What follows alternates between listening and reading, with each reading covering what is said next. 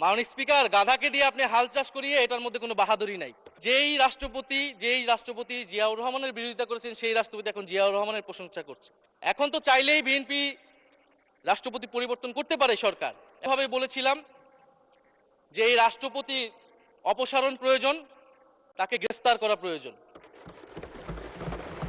এই রাষ্ট্রপতির আর কোনো অধিকার নেই বঙ্গভবনে থাকার, এইখানে এসে বক্তব্য দেওয়ার।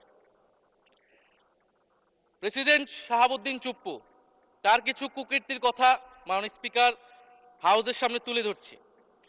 তিনি দুদকের কমিশনার ছিলেন। তাকে দুদকের কমিশনারের করা হয়েছিল 3টি অ্যাসাইনমেন্ট দিয়ে। 1 নম্বর হচ্ছে খালেদা জিয়া এবং তারেক রহমানের বিরুদ্ধে দুর্নীতির অভিযোগের শাস্তি নিশ্চিত করা। 2 নম্বর পদ্মা সেতুর দুর্নীতির অভিযোগ থেকে আওয়ামী লীগকে ক্লিন শিট দেওয়া। 3 নম্বর ফখরুদ্দিন মঈনুদ্দিন সরকারের সময় শেখ হাসিনা সহ আওয়ামী লীগ নেতাদের বিরুদ্ধে হওয়া দুর্নীতির মামলাগুলোকে বাতিল করে দেওয়া। এমন একজন ব্যক্তিকে বিএনপি সরকার রাষ্ট্রপতি হিসেবে এখনো মেনে নিচ্ছে মাননীয় স্পিকার। আরেকটি ঘটনা বলি, 2009 সালে শেখ হাসিনার ক্যাঙ্গারু আদালতের নির্দেশে এই শাহাবুদ্দিন চুপ্পুর নেতৃত্বে 3 সদস্যের judicial inquiry commission on minority torture in 2001 করেছিল শেখ হাসিনার ক্যাঙ্গারু কোর্ট।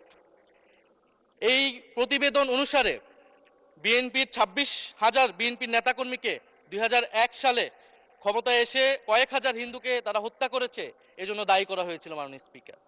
এবং আওয়ামী লীগ এই রিপোর্ট দেশে বিদেশে এই রিপোর্ট ফেরি করে তারা নিজেদের এখানে ক্ষমতায় থাকাটাকে পাকাপোক্ত করেছিল। মাননীয় স্পিকার, এই রাষ্ট্রপতি চুপ্পু এস আলমের হাতে ইসলামী ব্যাংকে তুলে দেওয়ার কারিগর, 2 কোটি আমানতকারীকে পথে বসিয়েছিল। এবং জুলাই গণহত্যার সময় তার ভূমিকা, ফ্যাসিবাদের সাথে তার সংশ্লিষ্টতা সবকিছু আমরা জানি। আমাদের দুর্ভাগ্য, এই দুর্নীতিবাজ, অপদার্থ, মিথ্যুক, গণহত্যার দোষর এখনো বাংলাদেশের রাষ্ট্রপতি। একটা আলোচনা কয়েকবার এসেছে যে রাষ্ট্রপতির অধীনে কেন শপথ নিয়েছি আমরা বলতে এখানে ব্যক্তিগতভাবে আমার কথাই বলেছে, কারণ আমি এখানে শপথ নিয়েছিলাম। তো মাননীয় স্পিকার, সেই সময়ের প্রেক্ষাপট আর এখনকার প্রেক্ষাপট কি এক? জুলাই গণ অভ্যুত্থানের পরে 5ই আগস্টের পরে আমাদের সামনে 2টা অপশন ছিল। আমরা বলেছিলাম জাতীয় সরকার করতে হবে, সেই জাতীয় সরকারের প্রস্তাব বিএনপি নাকচ করে দিয়েছে। আমাদের সামনে আরেকটা অপশন ছিল ক্ষমতা আর্মির হাতে তুলে দেওয়া। যদি আমরা সেই দিকে আগাতাম আজকে তারা এখানে বসতে পারতেন কিনা মাননীয় স্পিকার সেটা সন্দেহ আছে। দেশের স্বার্থে, দেশের স্থিতিশীলতার স্বার্থে আমরা সেই সময় সরকারে গিয়েছিলাম, আমরা শপথ নিয়েছিলাম। কিন্তু বৈষম্যবিরোধী ছাত্র আন্দোলন খুব স্পষ্টভাবে 2024 সালে কিন্তু এই রাষ্ট্রপতির অপসারণ চেয়েছিল। সেই সময় সাংবিধানিক ধারাবাহিকতার কথা বলে রাষ্ট্রপতির পক্ষে অবস্থান নিয়েছিল বিএনপির মহাসচিব মির্জা ফখরুল আলমগীর সাহেব, তিনি নিজেই কথা বলেছিলেন। ফলে এখন তো একটা নির্বাচিত সরকার মাননীয় স্পিকার, এখন তো চাইলেই বিএনপি রাষ্ট্রপতি পরিবর্তন করতে পারে সরকার। এবং আমরা বিশ্বাস করি বিএনপিতে সেই ধরনের যোগ্য আস্থাভাজন ব্যক্তি নিশ্চয়ই রয়েছেন। এবং সরকার দলের সদস্যরা অনেকে গৌরবের সাথে বলেছেন যে যেই রাষ্ট্রপতি জিয়াউর রহমানের বিরোধিতা করেছেন সেই রাষ্ট্রপতি এখন জিয়াউর রহমানের প্রশংসা করছে। মাননীয় স্পিকার, গাধাকে দিয়ে আপনি হাল চাষ করিয়ে এটার মধ্যে কোনো বাহাদুরি নাই। এটা আপনাদের দেউলিয়ত্ব, সরকারের দেউলিয়াত্ব যে সরকার এখনো রাষ্ট্রপতি পরিবর্তন করতে পারছে না। মাননীয় স্পিকার, এই অধিবেশনের পুরোটা সময় যদি আমরা সংস্কার, গণভোট, জুলাই সনদ, 72-এর সংবিধান নিয়ে অনেক কথা বলেছি।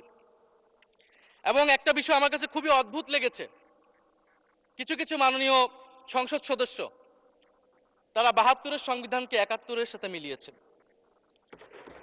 মাননীয় স্পিকার, আমার জানা নেই আসলে তারা কোন বিবেচনা থেকে এটি মিলিয়েছেন। এটা তো সবসময় আওয়ামী লীগ মিলিয়েছে মাননীয় স্পিকার। তারা 72-এর সংবিধানকে 71-এর ফসল হিসেবে 71-এর চেতনার সাথে মিলিয়েছে। 72-এর মূলনীতিকে 71-এর মূলনীতি বলে 71-এর আদর্শ হিসেবে প্রচার করেছেন। আমরা তো সেটার বিরোধিতা করেছি মাননীয় স্পিকার সবসময়, এবং বিএনপির বহু নেতা এটার বিরোধিতা করেছে মাননীয় স্পিকার। 72-এর সংবিধানের ক্রিটিসিজম, সমালোচনা 72 সাল থেকেই বাংলাদেশে শুরু হয়েছিল। গত 16 বছর এই সমালোচনা তৈরি হয়েছিল। 72-এর সংবিধানের সমালোচনা মোটা দাগে 3টি।